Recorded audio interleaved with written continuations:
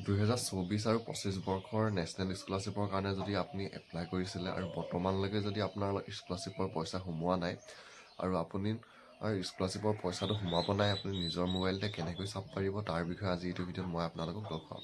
তো বন্ধু বান্ধৱীসকল, স্বাগতম জনাইছোঁ আপোনালোক সকলোকে SK জ্ঞান আছামৰ নতুন এটা ভিডিঅ'লৈ। নেশ্যনেল স্কলাৰশ্বিপ 2024 আৰু 25 বৰ্ষৰ আপোনালোকৰ যোনটো ষ্টেটাছ হয় NSP, সেই ষ্টেটাছটো চাবলৈ হ'লে প্ৰথম আপোনালোকে নিজৰ মোবাইলতে চাৰ্চ কৰিব NSP OTR। NSP OTR বুলি চাৰ্চ কৰাৰ লগে লগে আপোনালোকৰ সন্মুখত এনেদৰে আহি যাব। প্ৰথম যোনটো নেশ্যনেল স্কলাৰশ্বিপ পৰ্টেল বুলি যোনটো আপোনালোকৰ সন্মুখত আহিছে, আপোনালোকে ইয়াত ক্লিক কৰিব আৰু ইয়াত ক্লিক কৰাৰ লগে লগে পিছৰ পেজটো আপোনালোকৰ সন্মুখত এনেদৰে আহি যাব। ইয়াত অলপ তললৈ যাব আৰু তললৈ গৈ যোনটো ষ্টুডেণ্ট বুলি এটা অপশ্যন আছে, আপোনালোকে ষ্টুডেণ্টত ক্লিক কৰিব আৰু ষ্টুডেণ্টত ক্লিক কৰাৰ লগে লগে পিছৰ পেজটো আপোনালোকৰ সন্মুখত এনেদৰে ওলাব। তো ইয়াত যোনটো এপ্লাই ফৰ স্কলাৰশ্বিপ আছে, আপোনালোকে তাত ক্লিক কৰিব আৰু এপ্লাই ফৰ স্কলাৰশ্বিপত ক্লিক কৰাৰ লগে লগে আপোনালোকৰ প্ৰথম লগ ইন উইথ OTR, আপোনালোকে OTR যোনটো নাম্বাৰ পাইছিলে স্কলাৰশ্বিপৰ এপ্লাই কৰাৰ সময়ত, সেই স্কলাৰশ্বিপৰ OTR নাম্বাৰ আৰু পাছপৰ্টটো দি প্ৰথম আপোনালোকে লগ ইন কৰিব লাগিব। আৰু যদি আপোনালোকৰ স্কলাৰশ্বিপৰ প্ৰথম যেতিয়া এপ্লাই কৰিছিলে তেতিয়াই যদি আপোনালোকে লগ ইন কৰা, তেতিয়া প্ৰথম আপোনালোকে পাছপৰ্টটো চেঞ্জ কৰি ল'ব লাগিব। তো মোৰ যিহেতু যোনজন ষ্টুডেণ্টৰ চাই আছোঁ, তেওঁ তেতিয়াই লগ ইন কৰাৰ কাৰণে ইয়াত পাছপৰ্টটো চেঞ্জ কৰিবলৈ আহি গৈছে লগ ইন কৰাৰ পিছত। তো কাৰেণ্ট পাছপৰ্ট যোনটো আছে সেই পাছপৰ্টটো দি আৰু তলত আপোনালোকে নতুন পাছপৰ্ট এটা দি দিব আৰু নতুন পাছপৰ্টটো দি কেপচাৰটো দি আপোনালোকে ইয়াত যোনটো ছাবমিটৰ অপশ্যন আছে ছাবমিটত ক্লিক কৰিব। তেতিয়াই আপোনাৰ যোনটো OTR পাছপৰ্ট হয় সেইটো ইয়াত চেঞ্জ হৈ যাব আৰু চেঞ্জ হৈ যোৱাৰ পিছত আপোনালোকৰ সন্মুখত এনেদৰে আহিব পাছপৰ্ট চেঞ্জ ছাকচেছফুলি। তো আপোনালোকে আকৌ আপোনাৰ OTR নাম্বাৰ আৰু পাছপৰ্ট কেপচাৰটো দিয়াত যোনটো লগ ইনৰ অপশ্যন আছে, আপোনালোকে বেক আহি মানে যোনটো লগ ইনৰ অপশ্যন আছে, লগ ইনত গৈ আপোনালোকে লগ ইন কৰি ল'ব আৰু লগ ইন কৰি লোৱাৰ পিছত আপোনালোকৰ সন্মুখত এনেদৰে আহি যাব লগ ইন ছাকচেছফুলি। ইয়াত আপুনি OKত ক্লিক কৰিব আৰু OKত ক্লিক কৰাৰ পিছত আপোনাৰ যোনটো NSP স্কলাৰশ্বিপৰ এপ্লিকেশ্যন ID হয়, সেই IDটো ইয়াত এনেদৰে আহি যাব। তাৰপিছত ইয়াত এডমিশ্যন ইয়েৰটো 2024 to 25, তাৰপিছত ফ্ৰেছ নে ৰিনুৱেল সেইটো ইয়াত আহি গৈছে।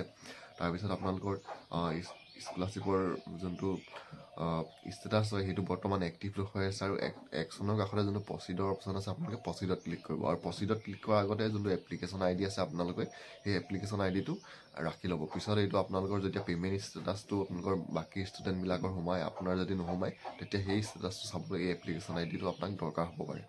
তো মই ইয়াত প্ৰচিডত ক্লিক কৰিম আৰু প্ৰচিডত ক্লিক কৰাৰ লগে লগে current status application final verified by state board nodal officer ইয়াত মোৰ বৰ্তমান হৈ গৈছে, যোনজন ষ্টুডেণ্টৰ চাইছোঁ। তো ইয়াত দেখিছে। তাৰপিছত ভেৰিফিকেশ্যন ইয়াত স্কুলৰ যোনটো ভেৰিফাই সেইটো হ'ল, তাৰপিছত নডেল অফিচাৰ ভেৰিফাই হ'ল। Scholarship amount proceed from NSP to PFMS বৰ্তমান হৈ আছে, যিহেতু এই পইচাটো আপোনালোকৰ 2-এজনৰে সোমাইছে, বাকী ষ্টুডেণ্টখিনি আপোনালোকৰ মাৰ্চৰ পৰা এপ্ৰিল এই 2টা মাহতহে আজিকালি যিহেতু পে'মেণ্টটো আপোনালোকৰ দিয়ে। তো সেইকাৰণে ইয়াত এতিয়া বৰ্তমানলৈকে ইয়াত হৈ আছে আৰু ইয়াৰ verified by state board nodal officer ইয়াত হৈ গৈছে। তাৰপিছত কলেজ ভেৰিফাই হৈ গৈছে আৰু পে'মেণ্ট ডিটেইলছটো বৰ্তমানলৈকে স্কলাৰশ্বিপৰ পে'মেণ্টটো ইয়াত জেনেৰেট হোৱা নাই। তো যেতিয়াই আপোনালোকৰ স্কলাৰশ্বিপৰ ইয়াত PFMSত যোনটো আপোনালোকৰ আহি আছে, এইটো য়েছ আহি যাব। তাৰ আপোনালোকৰ এসপ্তাহৰ ভিতৰতে আপোনাৰ যোনটো NSP স্কলাৰশ্বিপৰ পইচা হয় সেইটো আপোনালোকৰ একাউণ্টত সোমাই যাব। তো বৰ্তমান আপোনালোকৰ যোনসকলৰ পে'মেণ্ট সোমাইছে তেওঁলোকৰ কিবা কাৰণত অলপ আগতীয়াকৈ সোমাই গৈছে, কিন্তু বাকী ষ্টুডেণ্টখিনিও পইচা সোমাব যোনখিনি এতিয়ালৈকে স্কুলৰ আপোনালোকৰ যোনটো নডেল অফিচাৰ হয় ষ্টেট বোৰ্ডৰ, সেই নডেল অফিচাৰ যদি ভেৰিফাইটো হ'ল, আপোনালোক সকলোৰে যোনটো NSP এমাউণ্ট পইচা হয় সেইটো আপোনালোকে সোমাব। ইয়াত যিহেতু আপোনালোকৰ নডেল অফিচাৰ যোনটো ভেৰিফাই হয় সেইটো ইয়াত হৈ গৈছে। তো বন্ধু বান্ধৱীসকল, যদি আপোনালোকৰ ষ্টেটাছটো চোৱা নাই, আপোনালোকৰ কিবা কাৰণত কাৰোবাৰ ৰিজেক্টো হ'ব পাৰে, আপোনালোকৰ ৰিজেক্ট হৈছে নেকি, এনেদৰে গৈ NSPৰ যোনটো স্কলাৰশ্বিপৰ ৱেবছাইট আছে, এই ৱেবছাইটটোত গৈ আপোনালোকে লগ ইন কৰি আপোনাৰ নিজৰ ষ্টেটাছটো চাব পাৰিব।